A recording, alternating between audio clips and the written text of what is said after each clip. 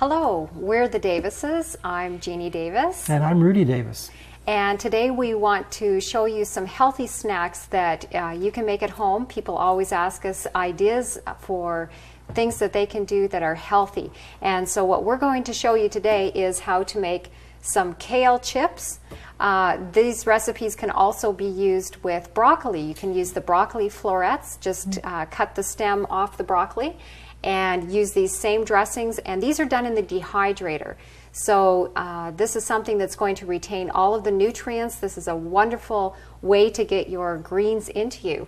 And it's going to replace my love for potato chips, right? That's right. It'll replace potato chips. We can do this. So first of all, what we want to do is show you how to take the leaf off of the stem for kale. So this is actually quite easy.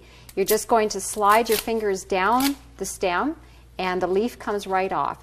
And you will notice that this is probably going to be similar. If you watched our previous recipes, we showed how to make a wilted kale. You know, I've never even seen them. You haven't watched them? I haven't watched them. But he's had this recipe many, many times. Well, you know, when Jeanie and I first met, I used to do all the cooking. She told me the only thing she makes is reservations. So I did all the cooking, and my initials are RD, so I called myself Chef Boy RD. And that's where that name came from that I got. Okay, so this is kale that we've already done up. We've taken the stems off, and so what we're going to show you, here we have a dressing that's going to replace a salt and vinegar. This one is a ranch. This ranch one can be made spicy. If you like to make it spicy, you can add a little bit of chili chipotle, which makes a very nice flavor. This one is sour cream and onion. Like that. Here we have a cheddar cheese, and this makes the most delicious cheese chips. And then we have a barbecue, kind of a spicy barbecue. So this will give us some different flavors that we can have on our chips. What we're going to do now is we're going to just show you how you actually put those dressings on, and they have to get massaged into the kale, and they'll help to wilt that kale down a little bit. Then we'll be putting that into the dehydrator. So what are some of the benefits of kale? Why is this a good green that we might? Kale is probably the richest green that grows on Earth. And that is not compared to the ocean like your chlorella and things like that. But on the Earth, this is a rich green. And the greener the kale, the more chlorophyll it has. And the more chlorophyll it has, that means the more magnesium it has, because the central molecule of chlorophyll is magnesium. So magnesium is very good for causing the peristaltic action to happen in the bowels. And that causes very good bowel movements. Now, you've never seen a constipated cow, have you? So that's got to tell you, greens must really work well. In North America, we get way too little greens. We need more. Now, you said we're going to be massaging this. Now, you know, I'm a massage therapist.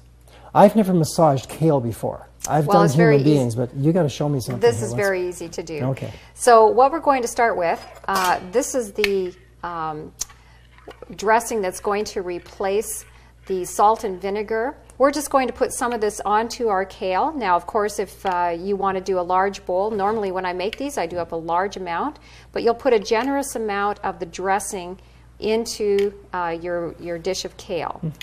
And then we're going to massage that in. And well, you're going to do that one. Yeah, I'm going to do this one. I'll do something else here. Okay, so we're going to put some dressing. Maybe let's give you some of the sour cream? Barbecue. Oh, barbecue. This is the barbecue one here. So we're going to put this onto the kale. Now, for those of you that watched our previous recipes where we made the wilted kale salad, you will remember probably from those recipes that when we took the kale leaves, we were actually chopping them, shredding them up. It's called a chiffonade cut, and we were just cutting that, shredding that up. And that helped then when we massage the dressing in to just wilt that kale down nicely. But when we make the chips, we don't have to do that. Well, you want a good sized chip. You want a nice chip, exactly. And they are so good. These are so good, so tasty. So I'm going to let Rudy take his hand here at massaging this one, and I'm going to massage this one here. This is our salt and vinegar. So we're going to just get in there, and you just work the dressing through it, just massaging it in, and it's going to start to wilt that kale and soften those tough fibers. Yeah, you got to get every molecular structure in this green stuff and just make sure it's all.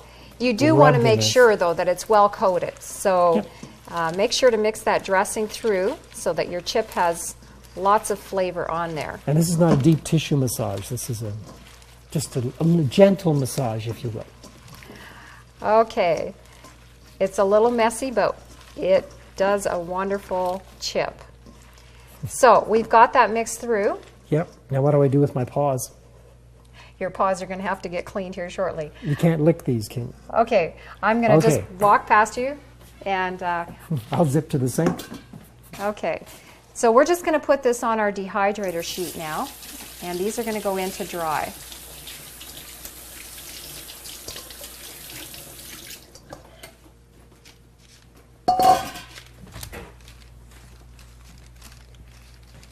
And these are going to dry in the dehydrator. So we'll put both of these on this tray here. They're going to dry in the dehydrator at a temperature of 105 degrees Fahrenheit. So why is that? Well, we want to make sure to dehydrate below 107 so that we retain the enzymes, so that we don't destroy. That's the whole reason that we're trying to do these raw, is we want to keep our enzymes intact in the food. See, I knew that, but I just wanted everybody out there that's watching to understand that. Okay, so here we have a wonderful tray of chips. We're going to put these into the dehydrator. They'll be dehydrating for approximately 12 hours. You can check them. It may vary a little bit wherever you're at.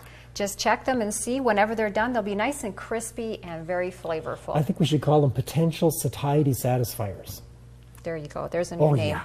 So we're going to go ahead. We'll just mix up the rest of these chips, and we'll be right back.